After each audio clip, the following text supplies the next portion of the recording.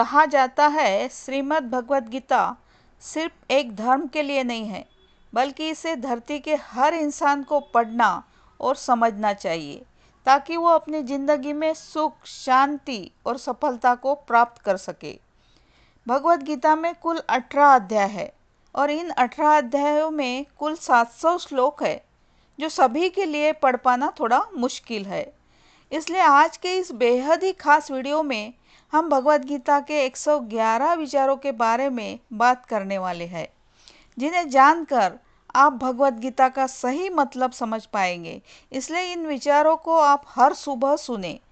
श्री कृष्ण भगवान कहते हैं, मनुष्य को परिणाम की चिंता किए बिना लोभ, लालच बिना एवं निस्वार्थ और निष्पक्ष होकर अपने कर्तव्यों का पालन करना चाहिए।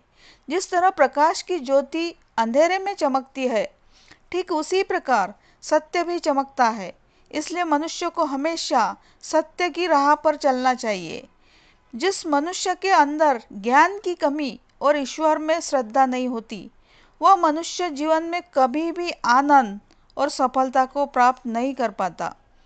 जिस प्रकार मनुष्य अपने पुराने वस्त्रों को त्याग कर नए वस्त्र धारण करता है, ठीक उसी प्रकार आत्मा पुराने व्यर्थ के शरीरों को त्याग कर नए भौतिक शरीर को धारण करती है।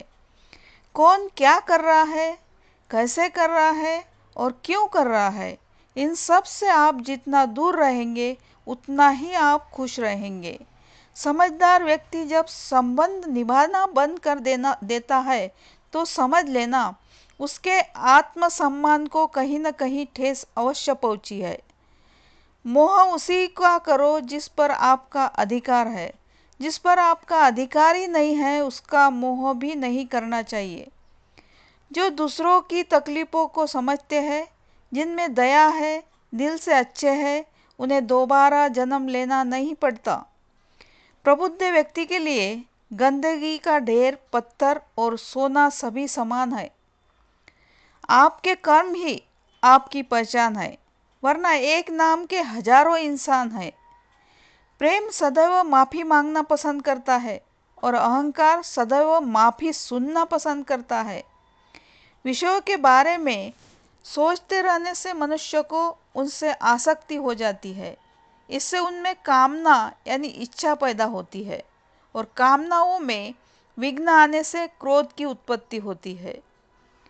सदैव संदेह करने वाले व्यक्ति के लिए प्रसन्नता ना इस लोक में है, ना ही कहीं और। कर्म वह फसल है जिसे इंसान को हर हाल में काटना ही पड़ता है। इसलिए हमेशा अच्छे बीज बोए ताकि फसल अच्छी हो।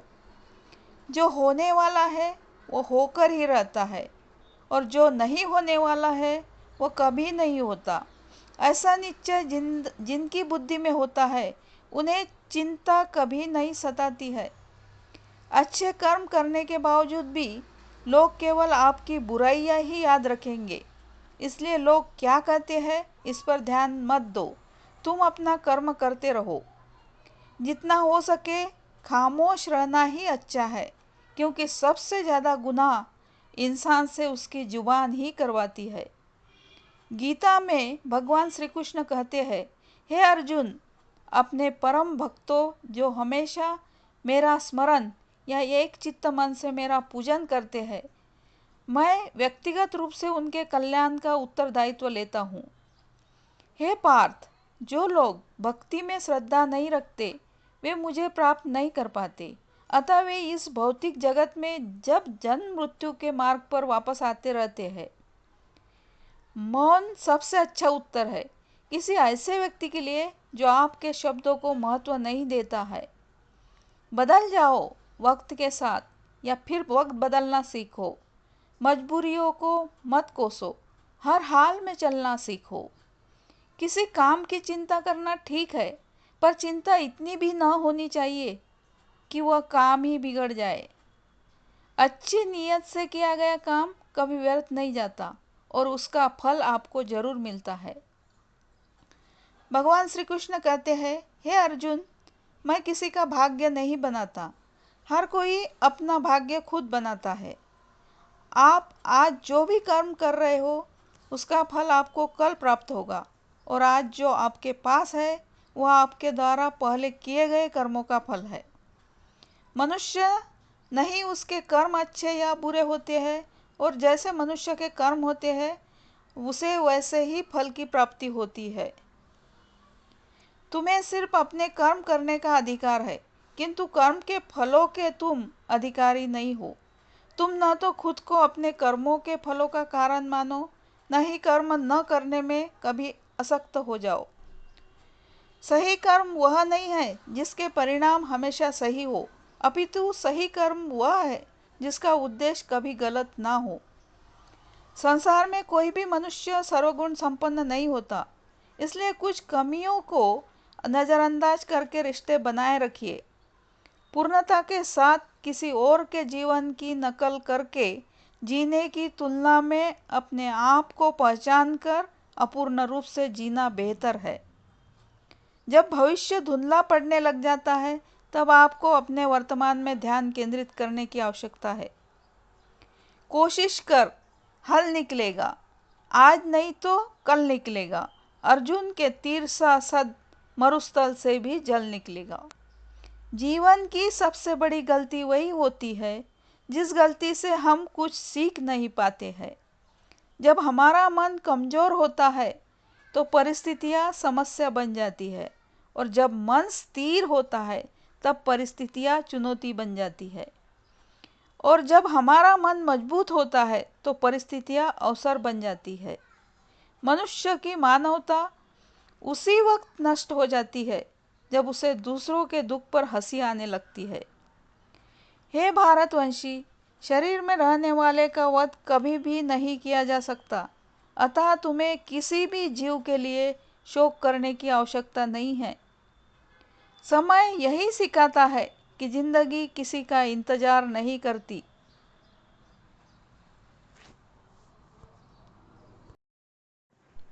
समय यही सिखाता है कि जिंदगी किसी का इंतजार नहीं करती और न ही किसी के लिए रुक सकती है।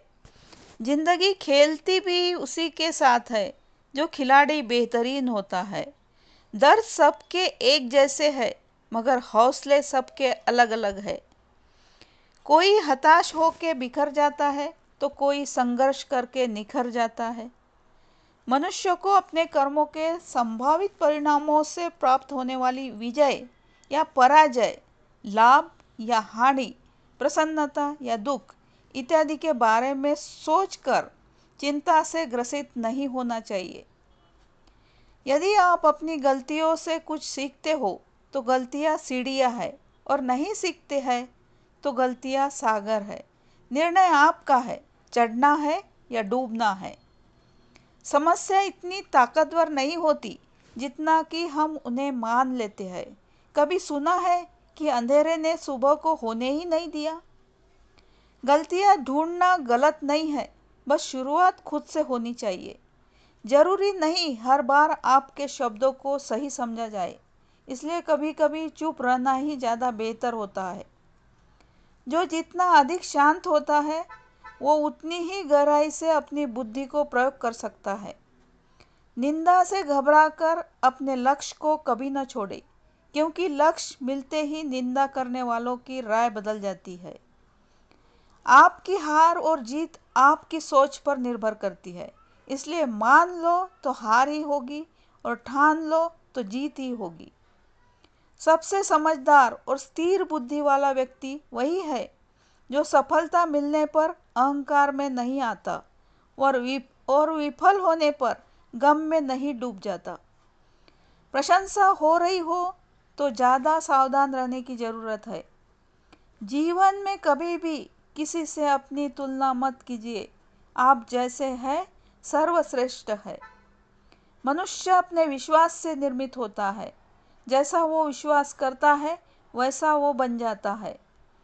जिसने मन को जीत लिया है उसके लिए मन सर्वश्रेष्ठ मित्र है, किंतु जो ऐसा नहीं कर पाया उसके लिए उसका मन उसका सबसे बड़ा शत्रु बन जाता है। नकारात्मक विचारों का आना तय है, परंतु यह आप पर निर्भर करता है कि आप उन्हें कितना महत्व देते हैं। हमेशा याद रखना, बेहतरीन दिनों के लिए बुरे दिनों से लड़ना पड़ता है। जीवन में कुछ भी स्थायी नहीं है, इसलिए स्वयं को अधिक तनावग्रस्त न करें, क्योंकि परिस्थितियां चाहे कितनी भी खराब क्यों न हो, बदलेगी जरूर। संसार में परेशानी देने वाले की हस्ती कितनी भी बड़ी क्यों न हो, पर भगवान की कृपा दृष्टि से बड़ी कभी नहीं हो सकती है। प्रेरणा का सबसे बड़ा स्रोत आपके अपने विचार है, इसलिए बड़ा सोचें और खुद को जीतने के लिए हमेशा प्रेरित करें। जिसने मन को जीत लिया है, उसने पहले ही परमात्मा को प्राप्त कर लिया है, क्योंकि उसने शांति प्राप्त कर ली है। ऐसे मनुष्य के लिए सुख दुख, सर्दी गर्मी और मान अपमान एक जैसे होते हैं। मुश्किलें केवल बेहतरीन लोगों के हिस्से में ही आती है, क्योंकि वही लोग उसे बेहतरीन तरीके से अंजाम देने की काबिलियत रखते हैं। कोई कुछ भी कहे, बस अपने आप को शांत रखो, क्योंकि सूरज कितना भी तेज क्यों न हो, समुद्र सूखता नहीं है। जहाँ आपकी कोई कीमत नहीं है, वहाँ पर रुकना अनुचित है, चाहे वो किसी का घर हो या किसी का मन। जब कोई हाथ और साथ दोनों ही छोड़ देता है, तब कुदरत कोई ना कोई उंगली पकड़ने वाला भेज देता है। उन्हीं का नाम कान्हा है। जो मन को नियंत्रित नहीं करते हैं, उनके लिए वह शत्रु के समान कार्य करता है। हे अर्जुन, व्यक्ति जो चाहे बन सकता है, यदि वह विश्वास के साथ इच्छित वस्तु पर लगातार चिंतन करे। सिर्फ दुनिया के सामने जीतने वाला ही विजेता नहीं होता, बल्कि किन रिश्तों के सामने कब और कहाँ पर हारना है, यह जानने वाला भी विजेता होता है। जो लोग बुद्धि को छोड़कर भावनाओं में बह जाते हैं, उन्हें हर कोई मूर्ख बना सकता है। वक्त से पहले मिली चीज़ें अपना मूल्य खो देती है, और वक्त के बाद मिली चीज़ें अपना महत्व। मनुष्य को अपने कर्मों के संभावित परिणामों से प्राप्त होने वाली विजय या पराजय, लाभ या हानि, प्रसन्नता या दुख इत्यादि के बारे में सोचकर चिंता से ग्रसित नहीं होना चाहिए। आत्मा पुराने शरीर को वैसे ही छोड़ देती है, जैसे मनुष्य पुराने कपड़ों को उतारकर नए कपड़े धारण कर लेता है। जैसे जल में तैरती नाव को तूफान उसे अपने लक्ष्य से दूर ले जाता है, ठीक वैसे ही इंद्रिय सुख मनुष्य को गलत रास्ते की ओर ले जाता है। आपका विश्वास एक पर्वत को भी खिसका सकता है, लेकिन आपके मन का संदेह दूसरा पर्वत खड़ा कर सकता है। हमारा खुद पर विश्वास होना बहुत ही जरूरी है, क्योंकि हम अपने रास्ते पर खुद चलते हैं। वक्त कभी भी एक जैसा नहीं रहता है। उन्हें भी रोना पड़ता है जो बेवजह दूसरों को रुलाते हैं। अपनी इच्छा शक्ति के माध्यम से अपने आप को नई आकृति प्रदान करें। कभी भी स्वयं को अपनी आत्म इच्छा से अपमानित न करें। इच्छा एकमात्र स्वयं का मित्र होता है, और इच्छा ही एकमात्र स्वयं का शत्रु भी। अपनी पीड़ा के लिए संसार को दोष मत दीजिए, अपने मन को समझाओ। तुम्हारे मन का परिवर्तन ही तुम्हारे दुखों का अंत है।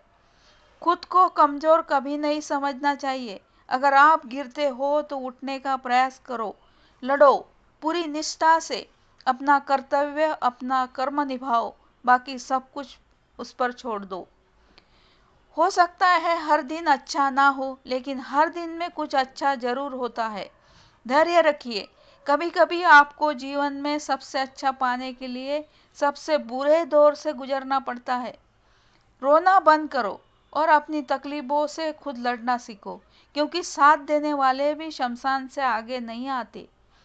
समय जब न्याय करता है, तब गवाहों की आवश्यकता नहीं पड़ती है।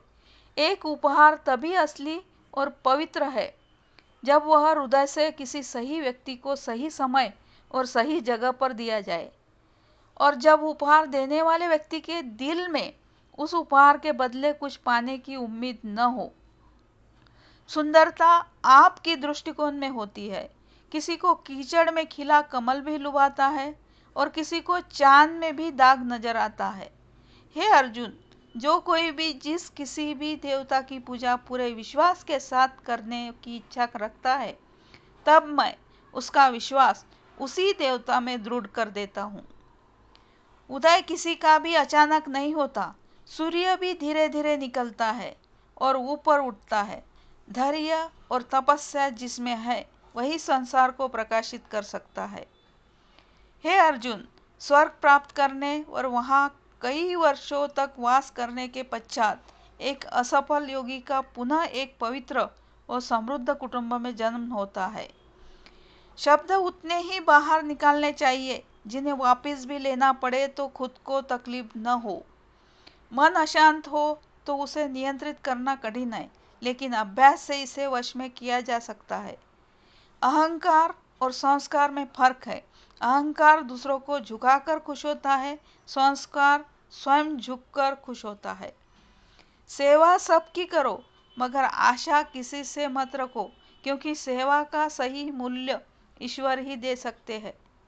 जब सत्य की असत्य से लड़ाई होगी तो सत्य अकेला खड़ा होगा और असत्य की फौज लंबी होगी, क्योंकि असत्य के पीछे मूर्खों का झुंड भी होगा। अकेले रहना तुम्हें यह भी सिखाता है कि वास्तव में तुम्हारे पास स्वयं के अलावा और कुछ भी नहीं है। जब परिवार के सदस्य अप्रिय लगने लगे और पराये अपने लगने लगे, तो समझ लीजिए विनाश का समय आरंभ हो गया है। क्रोध आने पर चिल्लाने के लिए ताकत नहीं चाहिए, मगर क्रोध आने पर चुप रहने के लिए खूब ताकत चाहिए होती है।